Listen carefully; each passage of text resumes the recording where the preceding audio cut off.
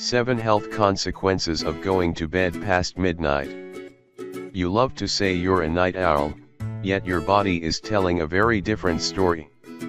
Your circadian rhythms, the routine changes in your behavioral, mental, and physical functions that occur over the course of a day, are regulated by a tiny area of the brain commonly known as your biological clock. The suprachiasmatic nucleus, SCN, is shaped like a pine cone, but is about the size of a grain of rice, though it contains about 20,000 neurons.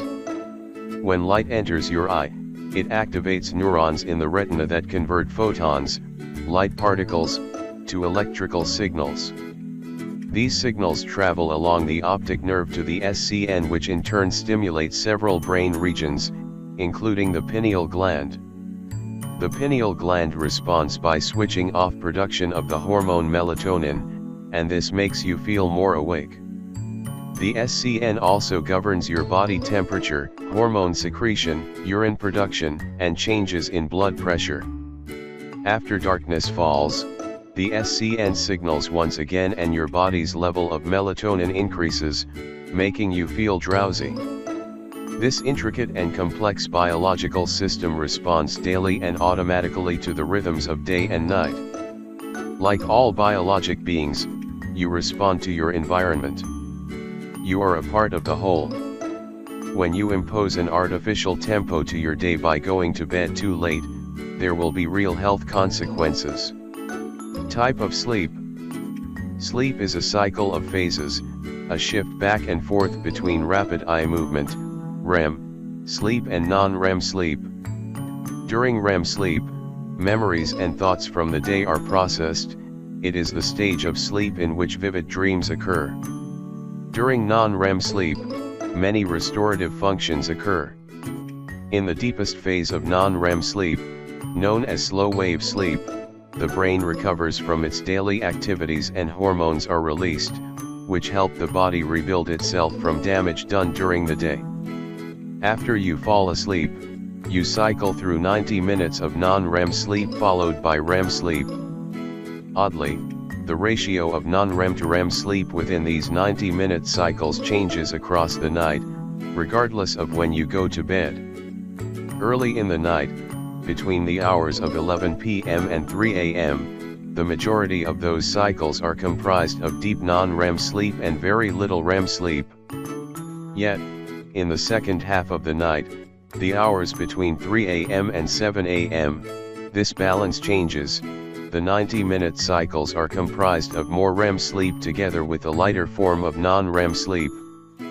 Because there exists a greater propensity for deep non-REM sleep earlier in the night, someone who sleeps from 9 p.m. to 5 a.m., 8 hours total, will have a different overall composition of sleep with more non-REM than someone who sleeps from 3 a.m. to 11 a.m., also 8 hours total, and so is likely to experience more REM. Going to bed too late, then, will deprive you of some of the restorative functions that non-REM sleep normally provides. Insomnia. A nearly immediate effect of going to bed after midnight is that it throws off your natural circadian rhythms, governed by your SCN, and this may lead to insomnia. As well as having a harder time falling asleep, you will also have trouble staying asleep. Even if you have a schedule that allows you to wake later, the rest of the world will not readily accommodate you.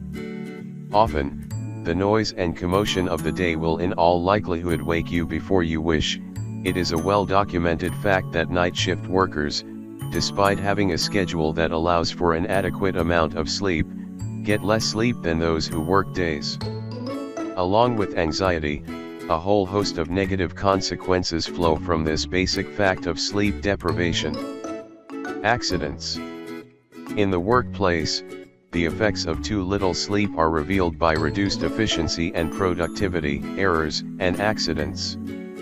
Yet decreased driving ability is a very real-world risk associated with sleep debt. One study found an increased incidence of sleep-related crashes in drivers reporting less than 7 hours of sleep per night on average.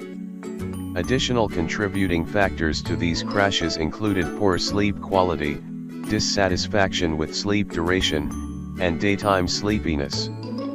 According to the National Highway Traffic Safety Administration, drowsy driving causes over 100,000 car crashes each year, resulting in about 1,550 deaths.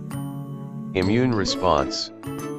The impact of too little sleep on the immune system has not received very much attention, even though sleep deprivation has been shown to activate defense mechanisms and to elevate certain inflammatory cytokines or cell messengers, IL-6, TNF, in young adults. In an experiment, healthy participants had their sleep restricted to 6 hours per night. Results found the 24-hour secretory profile of IL-6 was increased in both sexes and TNF-alpha was increased in men. Both IL-6 and TNF-alpha are markers of systemic inflammation, which causes pain and soreness and may lead to osteoporosis or autoimmune diseases. In another study, researchers reported sleep restriction decreased antibody production to vaccination. In participants vaccinated for influenza immediately following a 6-night run of short sleep, 4 hours per night, the level of antibodies decreased by more than 50% 10 days following the vaccination compared to those vaccinated after a 6-night run of regular sleep. Cardiovascular risks. Reduced sleep is also related to an increase in both cardiovascular events and cardiovascular disease.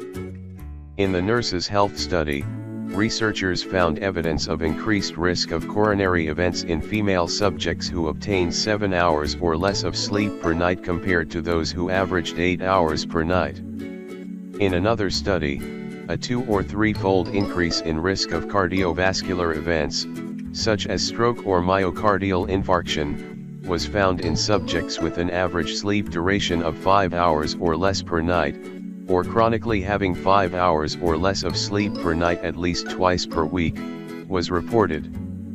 Similar findings have been observed in studies examining cardiovascular health in shift workers, who typically experience disruptions in their circadian rhythm. Although certain of a link between short sleep and cardiovascular risk, researchers do not understand the reason for this. Cancer. In a prospective study of 23,995 Japanese women, shorter sleep duration, specifically 6 hours or less per night, was associated with a higher risk of breast cancer when compared with women who slept 7 hours per night. Researchers suggested that melatonin, which is secreted mainly from the pineal gland, is the key factor in this link between sleep and cancer. Shorter sleep results in a shorter duration of nocturnal melatonin secretion, and lower melatonin levels have been associated with an increased risk of breast cancer. Obesity. Increasingly, scientists hypothesize that sleep deficits cause obesity. According to the authors of a study of 1,024 volunteers from the Wisconsin Sleep Cohort Study, a population-based longitudinal study of sleep disorders, too little sleep apparently alters your body's regulation of appetite-regulating hormones. Participants underwent nocturnal polysomnography and reported on their sleep habits through questionnaires and sleep diaries. In addition, each morning they gave blood samples, which were evaluated for serum leptin, ghrelin, adiponectin, insulin, glucose, and lipid profile. After sorting through these measures as well as sleep habits and body mass index, BMI, for each of the participants, researchers identified a relationship between sleep duration and BMI. Increased BMI was proportional to decreased sleep duration for those participants who slept 8 hours or less, 74.4% of the sample, each night. Independent of BMI, short sleep patterns were also associated with low leptin and high ghrelin. Since reduced leptin and elevated ghrelin increase appetite, this likely explains the increase in BMI. Sources: Bassner M., Dingus D.F. Dubious Bargain, Trading Sleep for Leno and Letterman. Sleep. 2009.